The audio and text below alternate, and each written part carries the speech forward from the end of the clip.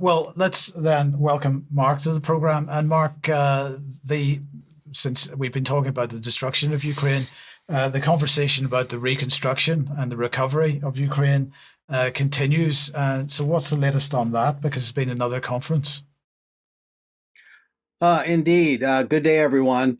Yeah, your excuse me, the Ukraine Recovery Conference. It's sure early here in Texas.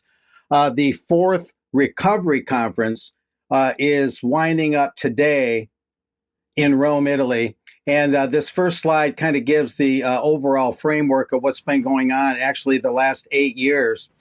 And they had the Berlin conference last year, the year before London, the year before that, Lugano, Switzerland.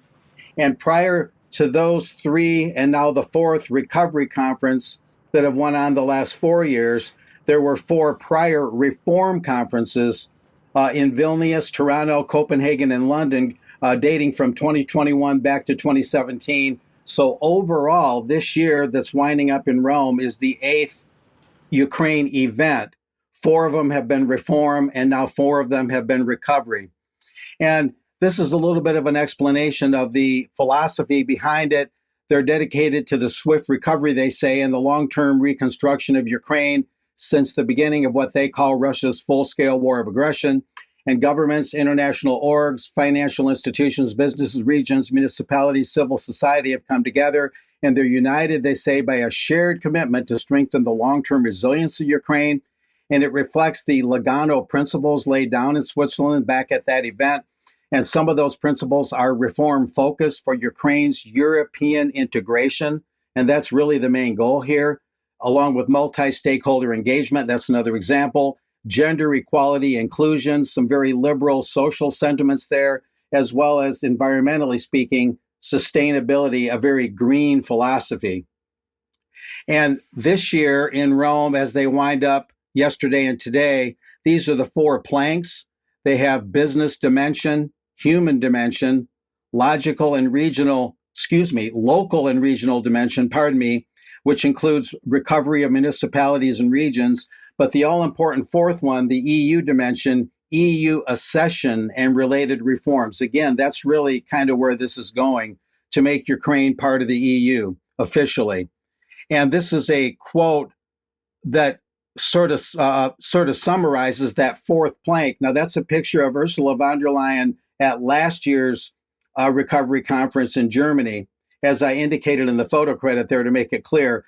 But this quote comes from the organizers this year, emphasizing that fourth plank, advancing European integration and the perspective of joining the single market will help align Ukraine's policies and institutions with European standards and drive long-term economic and social progress. So again, that's really where this is headed. Irrespective of the war, they definitely want Ukraine fully in with both feet into the European Union. But what's interesting, I took a little harder look at this, and they had what they called all these side meetings. Well, there was a total of 26 side meetings around July 9 and 10 before the official Ukraine Recovery Conference took place in Rome. And these are just some samples. And I think the side meetings is really where the action was. Energy solutions for sustainable regional development, investments, innovation, and resilience. Investments is a big thing. Another one, private-public partnerships and regional development, unlocking opportunities together. I got a couple other examples of these so-called side meetings.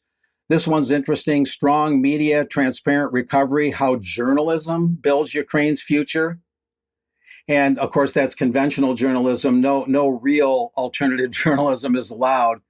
And then the Marshall Plan governance, the last example here of the side meetings, I'm showing 4 out of 26. This last example, a forum on the eve of the Ukraine Recovery Conference, and it gets into the German Marshall Fund of the United States and basically compares rebuilding Ukraine with the Marshall Plan in the aftermath of World War II. There's a comparison being made there.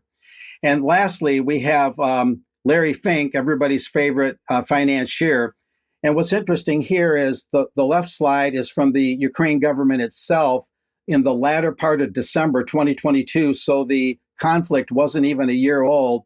And President Zelensky was discussing with the CEO of BlackRock, Larry Fink, the coordination of efforts to rebuild Ukraine. Even back then, it was a much younger war. Yet, this other slide is from July 7th, just a few days ago, and this is from the Kiev Post.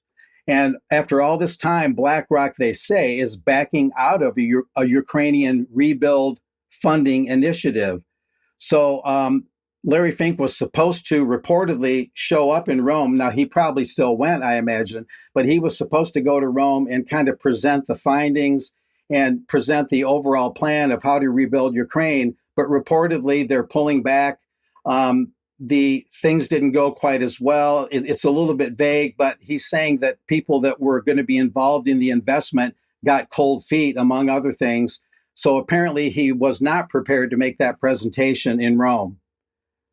These are just some of the developments, but obviously we've been concerned about BlackRock and their machinations a long time. Who's going to control the resources of Ukraine, the farmland?